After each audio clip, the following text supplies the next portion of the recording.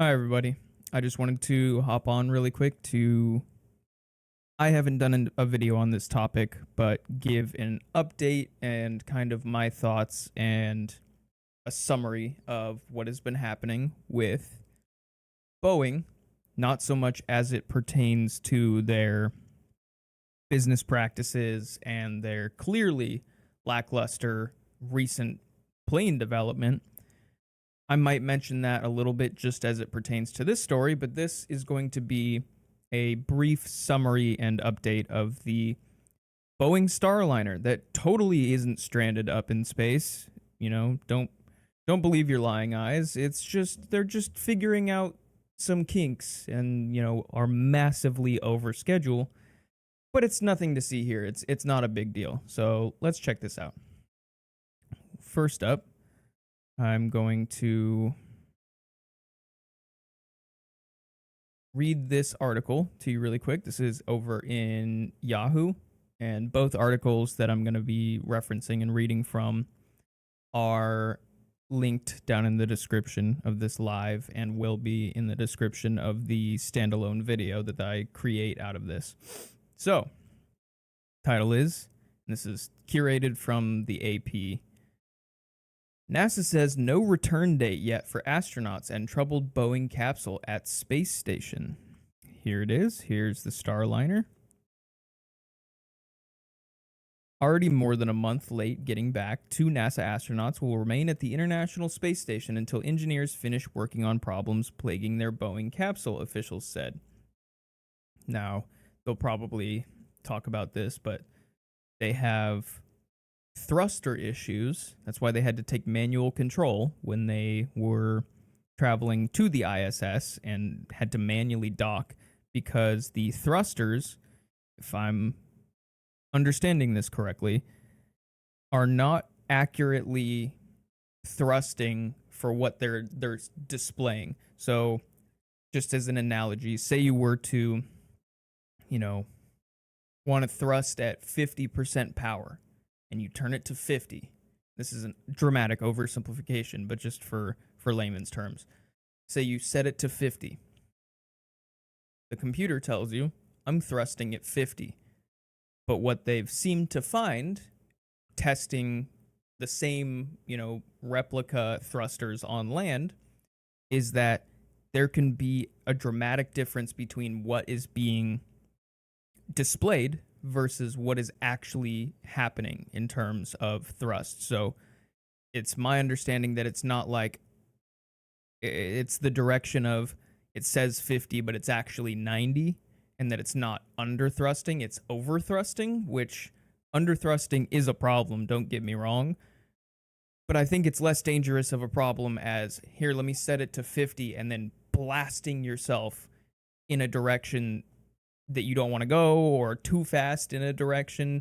So clearly that's a problem. They also are having helium leaks. I'm not sure if those are directly related to the thruster overthrusting issues. Both are,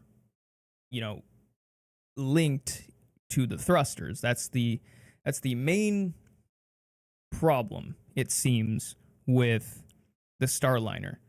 I'm sure there's other issues, having seen Boeing's recent track record, but right now it seems that a lot of the issues are directly with leaks in the thrusters and discrepancies between the actual thruster power, which is why they had to go on emergency power or manual mode. Test pilots Butch Wilmore and Suni Williams were supposed to visit the orbiting lab for about a week and return in mid-June. So this was the first test flight to the ISS by the Starliner, and it has been a catastrophic failure. There we go. But thruster failures and helium leaks, there we go, on Boeing's new Starliner capsule prompted NASA and Boeing to keep them up longer. NASA's Commercial Crew Program Manager Steve Stitch said mission managers are not ready to announce a return date. That's corpo speak for, we are so boned and we know it, and we cannot give a date because that will make us look even worse when we exceed that date. Um, kind of like Fallout London, if there's any Fallout fans watching this, how they keep pushing things back and it just looks worse than if you just don't give a date. Um, and them not wanting to commit to a date in relative terms is better than committing to one and missing it. But in relative terms, it's not as if it's good. Clearly, anyone with a brain and a modicum of skepticism will understand that something is catastrophically wrong, and that if it was just a minor issue that, all right, we ran this test and we found this issue, we'll correct it on the next time, but it's not going to affect their ability to get home. They would have already detached and gone home by now. Clearly, there's something they're not explaining to us that means they are not confident that this capsule is fully ready to get the astronauts home. If I was Butch Wilmore and Suni Williams, I would say, thanks for nothing, Boeing. At the very fucking least, you got us up here and didn't, have some catastrophic depressurization or something, and like I'm not floating off into space dead. But I'm not climbing back into that thing because clearly you guys do not know what you're doing. I'm going to have Elon, this is what I would do. I'm going to have Elon come send an unmanned, or honestly, he could send a single person.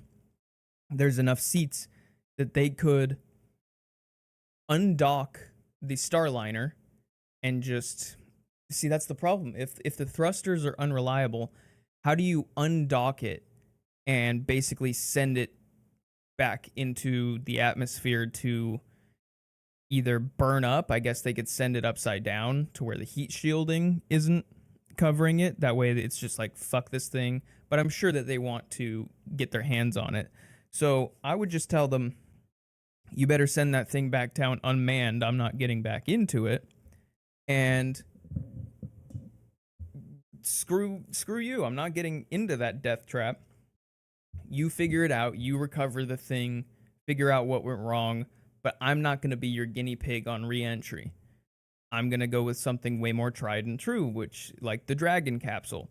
Now, the Dragon capsule is also a very new platform in terms of space flights and crew capsules that dock to the ISS.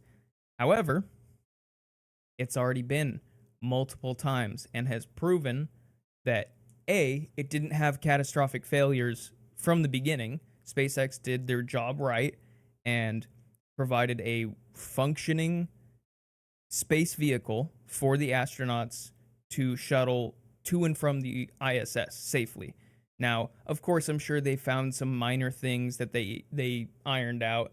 You're never going to get something so utterly perfectly right on the first try, but clearly they were able to develop a functioning space vehicle from the start, and every subsequent launch and docking and re-entry gives them more data to further hone the vehicle.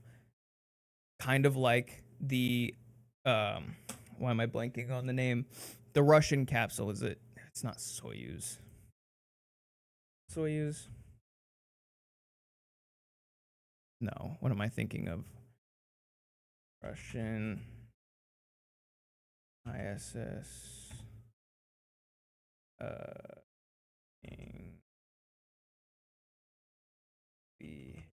wow, I can't type today.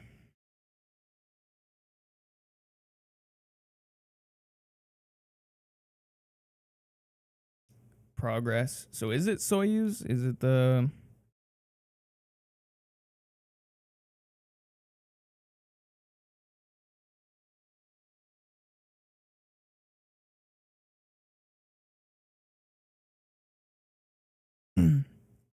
It is Soyuz.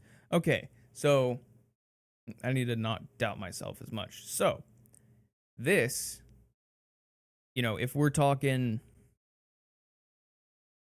the Crew Dragon, because it's much newer, obviously it incorporates the latest technology that we have. I would say that it's more akin to a 2024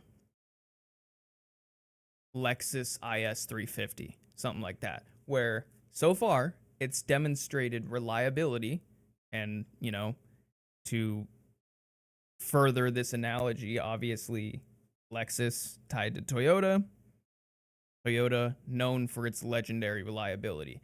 Now, I say Lexus IS 350 2024 because it's the more luxury, fully loaded version while keeping, as far as we can tell now, a good, reliable track record. If we're going with that analogy, the Soyuz capsules are like a 1980 Toyota Corolla. That thing is probably going to hit 400, maybe even 500,000 miles if you treat it right. But let's be honest, you're not riding around in luxury. That thing is a completely just practical way of getting to the space station. Before the Crew Dragon, there wasn't really too much we had. We used to use the space shuttle, but the space shuttle program largely was, I don't want to say a failure, but for the amount of money that we spent on the space shuttle, it was not viable as a heavy lift cargo. That's kind of what it was good for, is heavy lift, bringing things into space. It had the, what was it, Canadarm. Show that.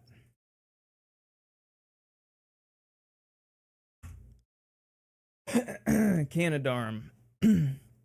Here we go. It's, oh, you can't see because I'm in the way. This thing right here. So, it's just this giant arm developed by Canada to go onto our space shuttle. Now, oh, that's a really cool picture. Oh, let me move myself again. People used to strap themselves to it in this, like, almost like a little chair, and you could do almost like a spacewalk, but clearly much more tethered. I always wondered if I managed to make it up into space, which I probably don't have the cojones to do already, but if I managed to get myself up there and have the guts, would I then just say screw it and do a spacewalk? Now, if you guys have ever seen video of spacewalks, sometimes, like, if I was going to do that, I would want to not only have a tether, but I would also want the backup, that little, like, jet propulsion system that astronauts used to have. I don't know if they still use those or not, but it was like this little jetpack, and it would shoot pressurized gas out, almost like a thruster, a little mini thruster, and you could kind of jet around. Now, a lot of them would do it untethered, obviously, and just kind of jet around. I wouldn't trust it, because all it takes is, I don't know, your fuel leaks out and you're too far away from the space station, and then what recourse do you have to get it back in? If you had a Canadarm, I guess they could, like, reach out and grab you or something, but it's not like you can swim. There's no atmosphere out there. You're at the whim of just whatever momentum you already had. So God forbid you start going in a direction that's away from the space station, and then you run out of fuel and can't stop yourself. You're gonna keep traveling that distance, and you're going to be acted on by the gravity of Earth. But for the most part, you're going to continue to have the same momentum because you have no air friction slowing you down. So I don't know if I would have the guts. But if you've ever seen people doing regular spacewalks, especially when they're fixing stuff, it is so nerve-wracking because you're climbing up this ISS and unhooking and then rehooking yourself up, almost like you're climbing a mountain. And you know, let me put a new hook of my tether on. Just giant balls of steel type stuff. Anyways, that's a little bit of a tangent, but basically, the Soyuz served us so well that we partnered with Russia through all of our strained tensions to use their Soyuz capsule because it was just so tried and true, so unbelievably reliable, even if it was very old technologically, super cramped. Let me see if I can show it. Soyuz capsule inside.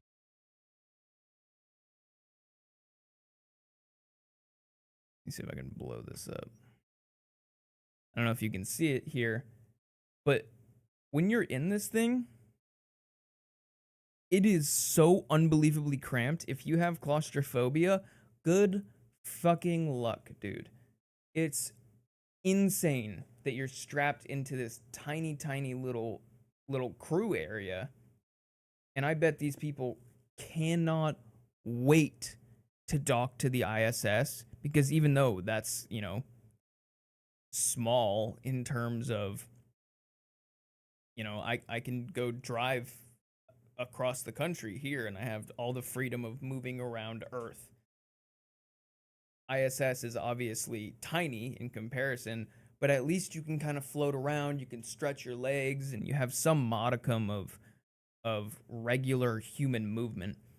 This, even though very reliable, like I said, 1980 Toyota Corolla, you're not transporting yourself in luxury here. So,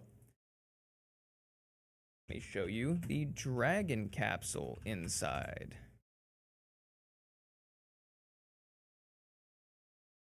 There we go. Look at this. Look at the difference in space, comfort. You got a legitimate chair that you're almost reclined in. It's almost like I'm going to the movies and I'm in a recliner chair. You got much more comfortable and maneuverable spacesuits that SpaceX developed. And just overall, here's the HUD that you kind of have. And it's so much more practical for transporting human beings to the ISS. It's taken everything that we've learned, and SpaceX did a very good job of dotting their I's and crossing their T's before they put human fucking beings on a thing and sent it up. Now, clearly, I'm not going to get too much into the weeds because I said I wouldn't, but clearly, the company of old, Boeing, has been deteriorating for decades now. A lot of people trace it back to their merger with McDonnell Douglas. They went from being a company of engineers run by engineers, and that's why they put out such good products and planes, because it was build a good plane first and then it will sell. And it went more to focusing on hyper profitability, even though they already made money.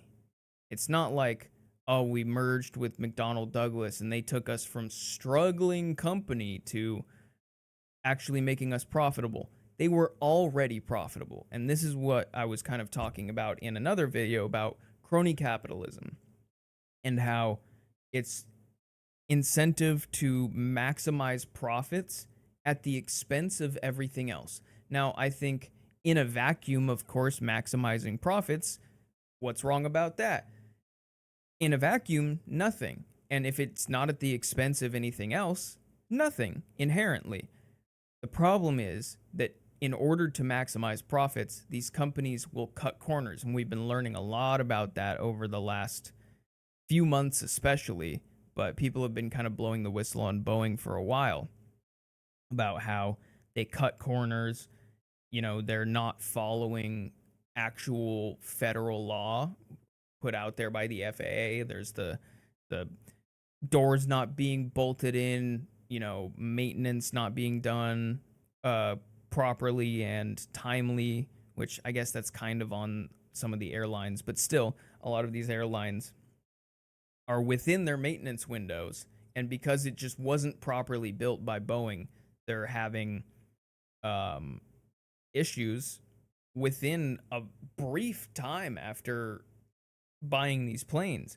And if you don't know anything about planes, a lot of the 747s and 737s that you're climbing onto that aren't the newer fleet, the crappier, new Boeing that cuts a lot of corners, a lot of them are decades and decades old. And honestly, those are safer than the new ones, contrary to what you would think if Boeing was actually running like a good engineer focused company like they used to.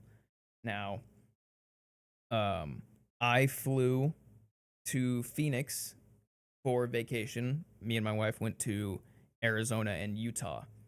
And as soon as we got on, let me look this up and then I'll kind of be done with this topic.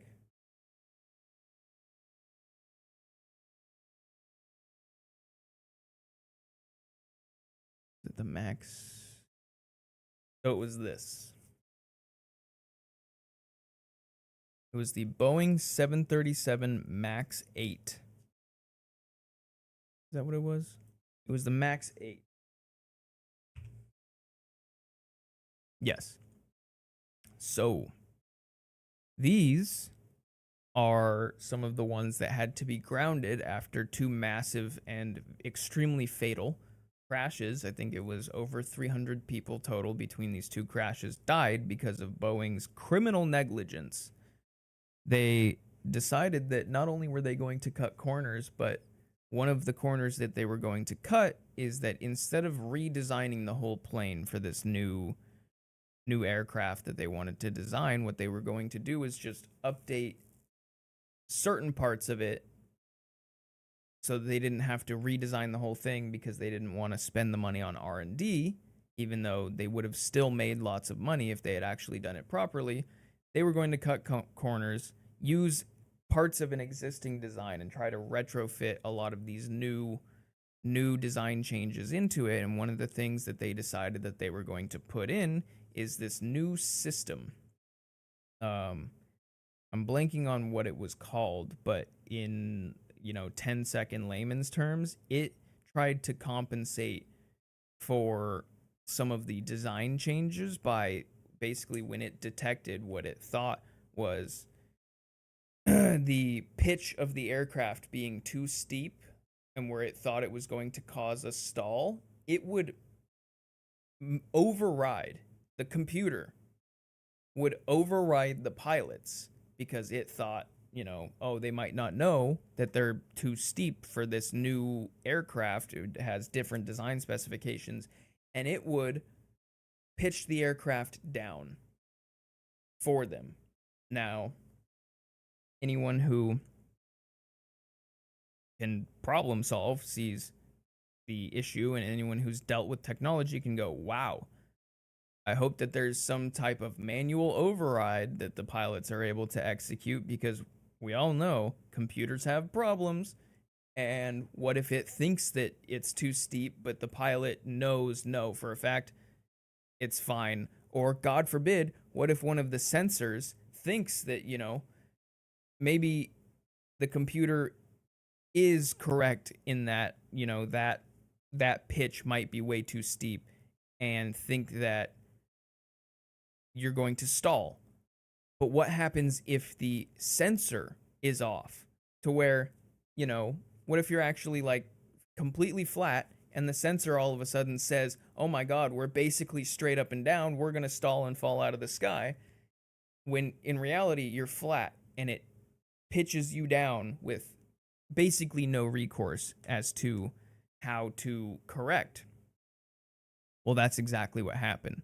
Now, I guess technically there was a way for them to override the computer, but to my knowledge, they were not A, told how, B, there was no clear indication that this is what is happening. So I believe in the reports, the pilots were frantically trying to figure out why, despite their best efforts, the plane was ignoring them and pitching itself down straight into the ground.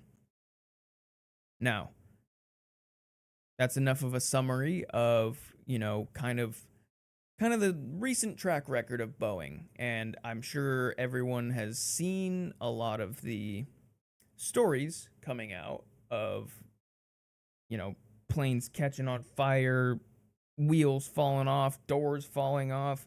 They're using parts that were supposed to be in the scrap bin because they didn't meet spec. They're using Dawn dish soap to lubricate stuff.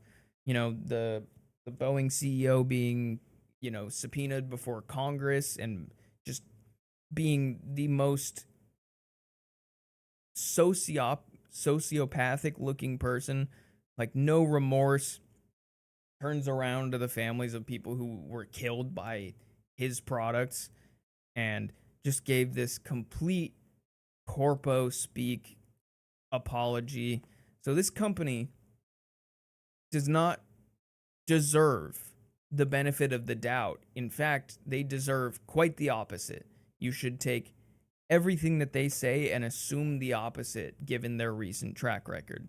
So, when they say the goal is to bring Wilmore and Williams back aboard Starliner, Steve Stitch said, we'll come home when we're ready, aka we are afraid that if we detach this thing and send them home right now, we're going to have a international incident where the whole world watches as we knowingly basically killed these two people, these two astronauts, because we knew that it was unsafe. Stitch acknowledged that backup options are under review. SpaceX's Dragon capsule is another means of getting NASA astronauts to and from the space station. Yes, we've done it many times.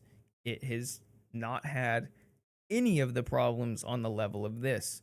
So that's why I was alluding to earlier that I would tell Boeing, go pound sand. I'm not getting back in your rust bucket piece of shit. Tell Elon, I'm sure he would absolutely love the opportunity, let's say, for this absolute PRW. So, he would be like, send it. I can send it tomorrow. I've been ready for this. I would say, fuck off, Boeing. I know that you guys are pressuring NASA as much as you can behind the scenes to get us in here and try to get this figured out, because if we're kind of damned if we do, damned if we don't, unless we get you home safely in the Starliner. If we capitulate and, SpaceX has to come save us, that's going to be a massive PR disaster to add on to all of the other PR disasters Boeing has rightfully been going through. And obviously the other option that wouldn't be getting in the Starliner and everything going perfectly fine would be that they get into the Starliner and two astronauts are now dead because they sent them home in an unsafe vehicle. Now, out of the three options, they get in and they're safe. When they return home, they get in and they die because the Starliner fails, or they refuse to get in, they jettison the Starliner unmanned, and then they send a Dragon capsule to come up and bail them out. Only one of those is acceptable, basically, for Boeing and their executives. So you know that Boeing is exerting as much pressure behind the scenes that they can to ensure that NASA exhausts every single option possible before they go with the bailout with SpaceX option. Now, I think that unless they are that insane, I think they're scared enough of having a massive incident like killing two astronauts because they jumped the gun and sent them home in an unsafe vehicle. So I want to think that they're not insane enough to want to avoid the optics of SpaceX having to come to the rescue so much that they would send them back. But again, they knowingly sent these planes out knowing that they were going to be flown and that there was a high likelihood that this new software that they put in would involve an incident. They already knew about this. So would I put it past them completely? Of course not. They are beyond saving now. So let me just get through this and then give a quick timeline, and then I'll wrap it up. Engineers last week completed testing on a spare thruster in the New Mexico desert and will rip it apart to try and understand what went wrong ahead of the Starliner's docking. 5 thrusters failed as the capsule approached the space station a day after liftoff. They lifted off June 5th. June 5th.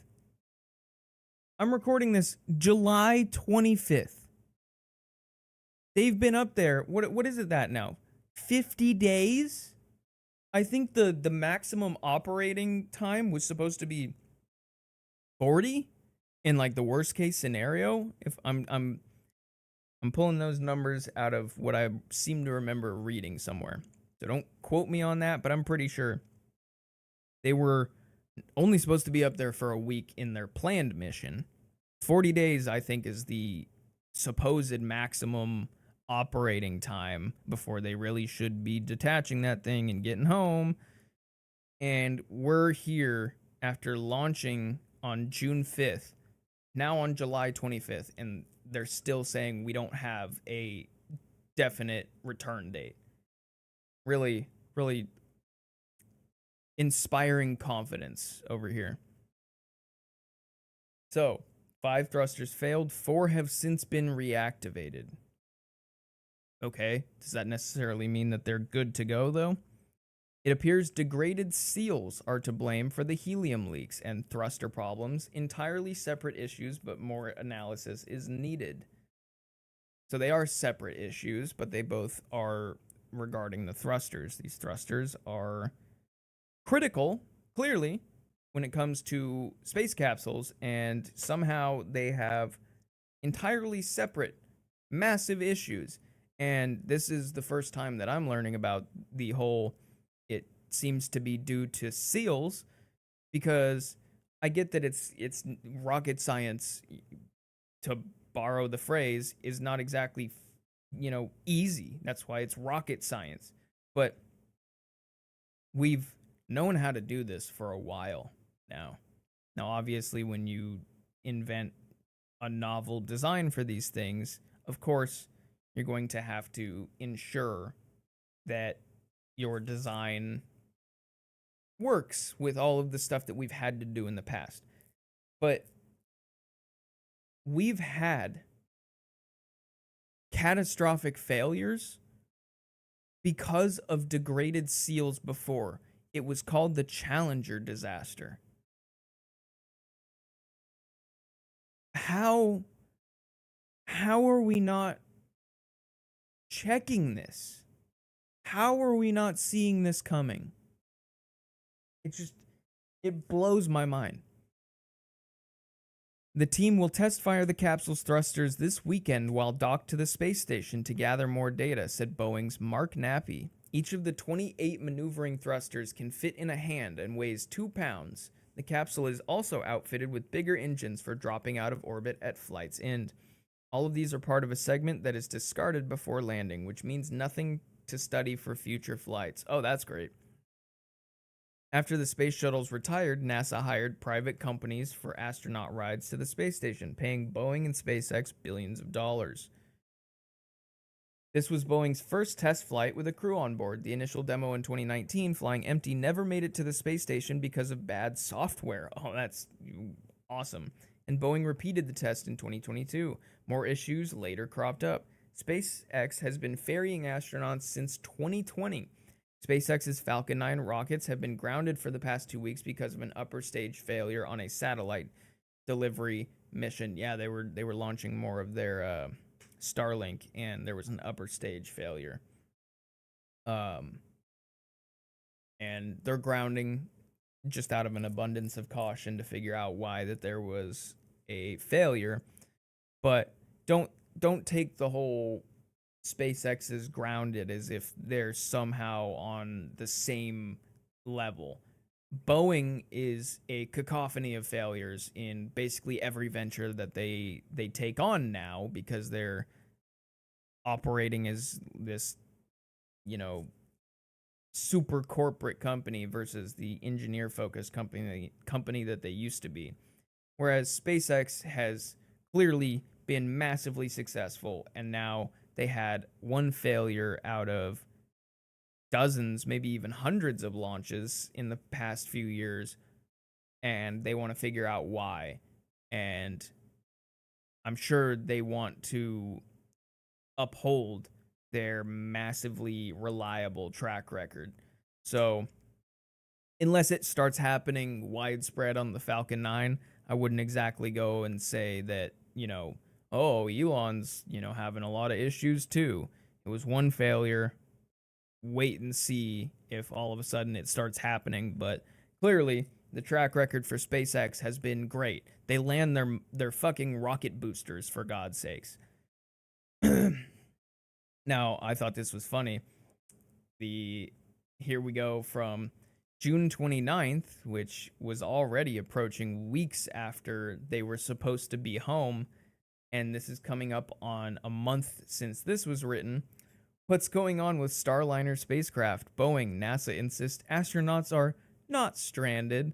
Don't believe your lying eyes. I'm sure they thought that they would have had it figured out prior to right now, and then here we go. They're not really saying this anymore. I've noticed there were so many articles that were basically exactly like this of they're not stranded. They're not stranded. We're just out of an abundance of caution, we're making sure that they have a safe vehicle to get home. But stop calling them stranded. They're not stranded. We can come home whenever we like. And as it's dragged on and people have been kind of vindicated, where it's like, oh, okay, yeah, not a big deal, huh? Then I'm sure we'll see you guys bring them home within the next week or so. And then it's again, like I said, almost been a month since this. Now I've been noticing a kind of shift in the way that they're talking about it. They're not coming out and defiantly saying we're not stranded nearly as much, because it's pretty fucking obvious to anyone who isn't just working for Boeing, basically, that something catastrophic is wrong, and they're not confident that this vehicle is going to be able to deliver their astronauts home safely. And so it's funny that they're even talking about the SpaceX Dragon capsule being an option as like an emergency rescue, because at first they weren't super keen to mention that. Probably a lot of pushing by Boeing behind the scenes of like, don't even mention that as an option. Obviously it is. We all know that it is, but that just makes it look like, we got them stranded and they have to come bail us out. And that's the last option that we're going to exercise. We don't want any mention of that until then. So I just find it funny. I've noticed that shift in a lot of these headlines that I've been seeing. Really quickly, I just kind of want to go over the main timeline of this piece of shit, and then I'm going to close it out with that. So I've already rambled for a while. So July of 2010, they announced NASA awards Boeing a $92.3 million contract to develop the CST-100 Starliner. Obviously, that's the capsule that is now docked to the ISS as part of its commercial crew program. That's when NASA was basically saying, hey, it's really hard to get the government to fund us, so what if we just partner with private companies and use the incentive for businesses to develop as a way of kind of deferring a lot of our costs onto private businesses. And then we had SpaceX being obviously the most well known and most successful, but there are dozens of private companies that are jumping into the space flight industry, space industry, I guess you want to call it. And there's a few that are really taking on the whole commercial crew, the idea of being able to shuttle human beings and astronauts, and that's mainly SpaceX. You have Boeing now. Blue Origin is kind of, but it's like more so that's Jeff Bezos's dick rocket, where he doesn't even send people technically, like, I guess technically it's space, but it's not. It's suborbital, so you're not even like hobbyists do that. Literally, hobbyists send their rockets to space. You can find plenty of those videos on YouTube. Go down a rabbit hole of some of that stuff. And granted, he's doing it on a massive scale and doing it where he brings civilians, but still, that's space tourism more focused than anything actually useful, like Starship Heavy Lift or commercial crew. Let's have a new docking capsule like Dragon, or God forbid this piece of crap. So then we got September 2014. NASA officially chooses Boeing. Nice, great choice. And awards an additional $4.2 billion contract to complete development and certify the Starliner, positioning it as a competitor to SpaceX's Crew Dragon. Nice. I'm sure that was a completely fair choice and not at all motivated by the fact that Boeing lobbies our government massively and is a massive defense contractor that works hand in glove with our existing government, especially our military. December 20th, unsuccessful first mission. Series of software glitches prevent the spacecraft from reaching the ISS, forcing it to return to Earth prematurely. March 2020, investigation and review. August 3rd, 2021, OFT-2 postponed. The second uncrewed test flight is postponed due to a valve issue in the spacecraft's propulsion system. I'm sensing a pattern here. May 19, 2022, OFT-2 success. After thorough analysis, OFT-2 successfully launches, completing its mission to the ISS and paving the way for the crewed flight test. Starliner stays parked at the ISS for 4 days. So they had an unmanned test that worked in 2022. June 16, astronauts are selected. July 2023, indefinite delay. After various delay bumps, the planned launch of the crew flight test to July 2023, Boeing announces an indefinite delay due to issues with the parachute system. Oh my god. And wiring harnesses. Oh my god, if I were these two people, I mean, not only would I have never fucking stepped foot on this death trap anyways, but knowing all of this and knowing that there's been already bunches of issues with the capsule, ain't no way you're getting me to step foot in that thing trusting that it's going to be able to withstand re-entry and that the parachute's actually going to deploy, and I'm not just going to like heat shield works and everything works and I get through the atmosphere and it's just smooth sailing. All we have to do is have the parachute, the drogues deploy, and all this normal stuff that we've been doing since the space race, and magically it fails and you just right into the ground. Ain't no way you're getting me to go back onto this thing after I skirted by on the way up. After months of speculations, Boeing announces that CFT is tentatively set for launch. May 18th, delayed again. A helium leak discovered by NASA engineers. See, that's what was funny. They knew about these helium leaks, and they still sent it. June 1st, launch aborted at last minute. The flight rescheduled is once again scrubbed after one of the spacecraft's, 3 redundant computers fails to synchronize with the other. What the fuck are we doing here? All just reading this makes me even more pissed that they were trying to gaslight us. Boeing, I mean, I'm still pissed at them, obviously, but like it's more understandable that they were trying to gaslight. Of course, they didn't want to admit that their aircraft is just an absolute piece of garbage. But that NASA is also covering for them and trying to gaslight us too. It's just so disgusting. And I know that obviously you have issues with this. It's not like SpaceX didn't have issues. You know, they have plenty of videos of their stuff blowing up, but just the fact that they had so many of these issues right before launch and that they knew about helium leaks and they still sent these people up there. It baffles me, man. Like, kudos to those astronauts. They're brave. You know, I'm sure they just really wanted to go to space, and so they took the risk. But come on, guys, like value your life a little bit more, and to the point where I don't know what they could do to reassure me at this point that that thing is going to get me home safe. Just just tell them to get bent. And like, you went to space, you've been up there way longer than you were supposed to. So like, that's a W, since obviously you guys were trying to go to space and that was probably like a dream of yours.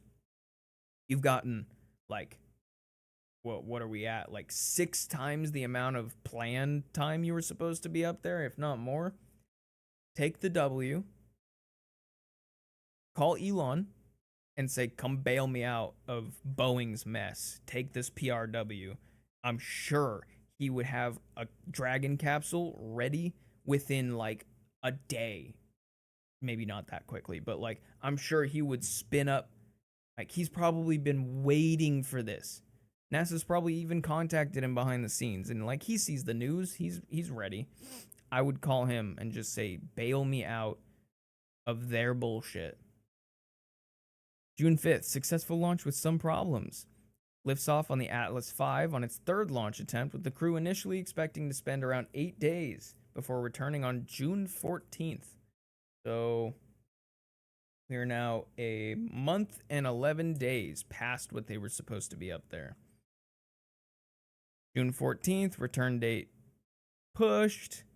June 22nd, not stranded, but still no return date.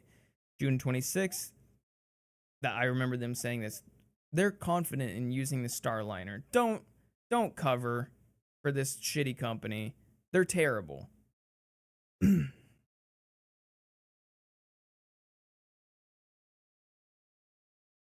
Here it is. Boeing and NASA have previously stated that the Starliner can spend up to 45 days docked at the station without issue. They docked. When was this? They lifted off on June 5th out of Cape Canaveral, docked on the 6th. Yeah, as Starliner closes in on space station, last-minute thruster failures nearly derail the docking with ISS. So they managed to manually dock on June 6th. So July 6th would have been a month, and then the 6th to the 25th, which is today, is 19 days. So that's already 49 days. That's 49 days. So we're supposed to believe that they say it's got a maximum operating time of 45 days where they can guarantee basically no failure, and that we're 4 days past that. And now here we go with this headline. NASA says no return date yet for astronauts and troubled Boeing capsule at space station. Fuck this company. Fuck their CEO. He, even if he resigns, that's not like justice for this asshole.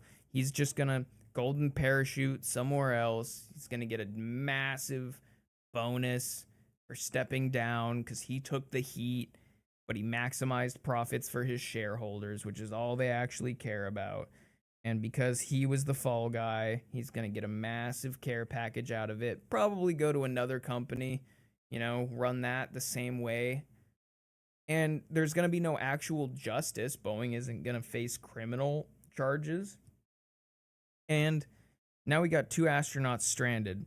We look like clowns in the space industry for covering for this crappy company, and also for gaslighting, and for having this happen in the first place. And it's getting so undeniably bad that they're not even trying to, gaslight as hard as they were.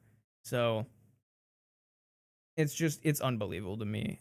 Unbelievable to me.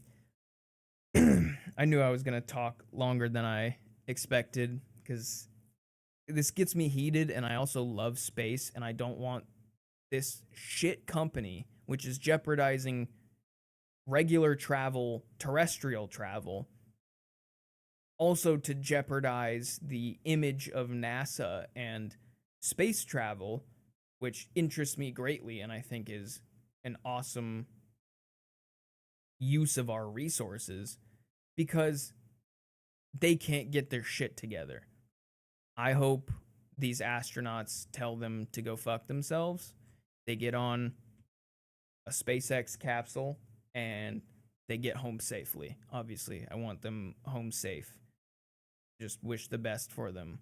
I do not wish the best for Boeing in terms of their executives and the people who are responsible for the hollowing out of this once legendary company. I wish that they all would face the justice that they deserve for what they did to one of the greatest companies in the history of the United States.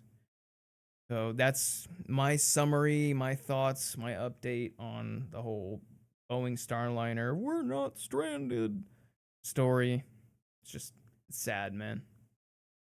Thanks for tuning in.